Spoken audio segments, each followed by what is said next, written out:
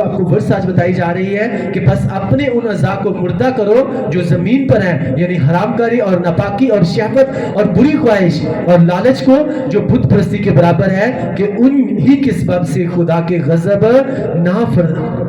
خدا کا غضب نافرمانی کے فرزندوں پر نازل ہوتا ہے۔ ہلیلویا ہلیلویا۔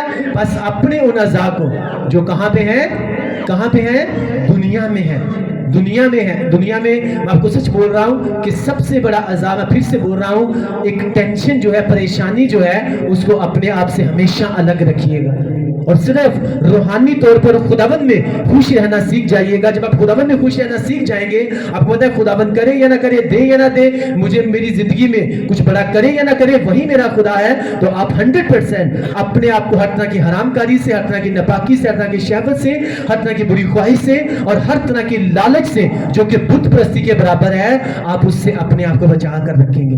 بت پرستی یہ نہیں ہے کہ آپ کے سامنے کوئی بت پڑا ہوا ہے، آپ اس کے سامنے سجدہ کر رہے ہیں، جھک رہے ہیں، یا آپ کسی بت کو آپ سجدہ کر رہے ہیں۔ بت پرستی وہ بھی بت پرستی ہے، لیکن اس کے علاوہ بہت سے لوگ کہتے ہیں ہم بت پرستی نہیں کرتے، ہم بتوں کو نہیں مانتے، لیکن وہ حرام کاری بھی کر رہے ہوتے ہیں، لالچی بھی ہوتے ہیں، برے کام بھی کر رہے ہوتے ہیں۔ تو بائبل مقدس کہتا ہے یہ سب چیزیں کس کے برابر ہیں؟ بت پرستی کے برابر ہیں۔ اگر یہ چیزیں بت پرستی کے برابر ہیں، یعنی دنیاوی اعضاء، وہ سب اعضاء جو زمین کے اوپر ہیں، اگر ان کو فالو کر رہے ہیں، تو بائبل مقدس کہتی ہے یہ سب کس کے برابر ہیں؟ یہ بت پرستی کے برابر ہیں۔ تو اس لیے جب ان کو ہم ختم کریں گے، ان کو آہستہ آہستہ اپنی زندگی میں سے ختم کریں گے، پھر سے بول رہا ہوں کہ آپ خدا کو ہی سجدہ کر رہے ہیں، آپ کہتے ہیں میں نے کبھی بت کو سجدہ نہیں کیا، لیکن یہ والی باتیں، بری خواہش، لالچ اگر آپ کے اندر ہے، تو اس کا مطلب آپ بت کو سجدہ کریں یا نہ کریں، بائبل مقدس کے مطابق آپ بت پرستی کر رہے ہیں۔ اور اس لیے یسوع مسیح نے کہا تھا کہ اپنے آپ کو ہر طرح کے لالچ سے بچائے رکھنا۔ کیوں بچائے رکھنا؟ کیونکہ اس کی جو نافرمانی کر کے اپنے آپ کو لالچ میں لے کر آتے ہیں، ان کے اوپر کس کا غضب نازل ہوتا ہے؟ خدا کا غضب نازل ہوتا ہے۔ یہودا اسکریوتی، اس کے اندر ایک لالچ تھا۔ کس چیز کا لالچ تھا؟ بائبل مقدس بتاتی ہے کہ جو خدا کی تھیلی ہوتی تھی اور اس میں جو بھی اس میں ڈالا چاہتا تھا، اس میں سے کچھ نہ کچھ جو ہے وہ آگے پیچھے کر لیتا تھا۔ اور آپ کو کیا لگتا ہے خدا یسوع مسیح کو اس بات کا پتہ نہیں تھا؟ یسوع مسیح کو اس بات کا پتہ تھا، اور بائبل مقدس بتاتی ہے، اور اس کو اس لیے یسوع مسیح کہہ رہے تھے کہ اپنے آپ کو ہر طرح کے لالچ سے بچائے رکھنا، کیونکہ اگر لالچ سے نہیں بچاؤ گے تو تمہارے اوپر ایک ٹائم آئے گا، تمہارے اوپر غضب نازل ہوگا۔ اور بائبل مقدس بتاتی ہے کہ جب اس نے اس کلام کو سن کے بھی اس سے اپنا کان پھیرا، اسے لگتا ہے خداوند شاید ہم تو اس کے شاگرد ہیں، شاید ہمارے لیے نہیں ہے، یہ خداوند لوگوں کو بیان کر رہے ہیں، لیکن ہو سکتا ہے خداوند یسوع مسیح ناصری اس وقت یہودا اسکریوتی سے ہی بات کر رہے تھے۔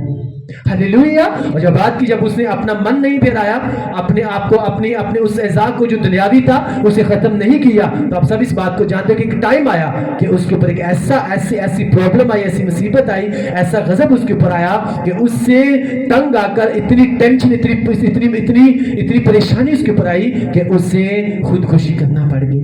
تو یہ کیا تھا؟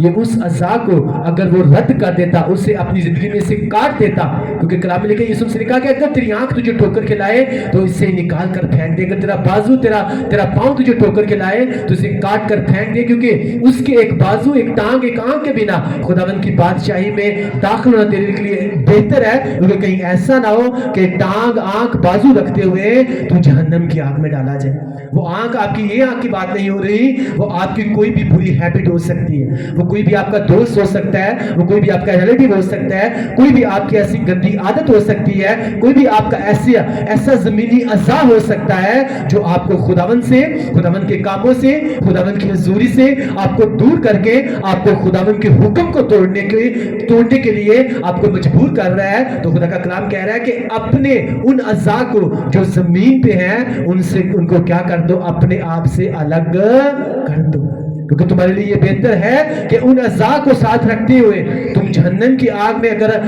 نہیں جانا چاہتے تو اپنے آپ کو ان اعضاء سے الگ کر لو، ان کو اپنی زندگی میں سے الگ کر لو، کیونکہ تمہارے لیے یہ بہتر ہے کہ ان کو ساتھ نہ لے کر ان کو اپنے آپ سے الگ کر کے ہمیشہ کی زندگی کے وارث بن جانا۔ ہلیلویا۔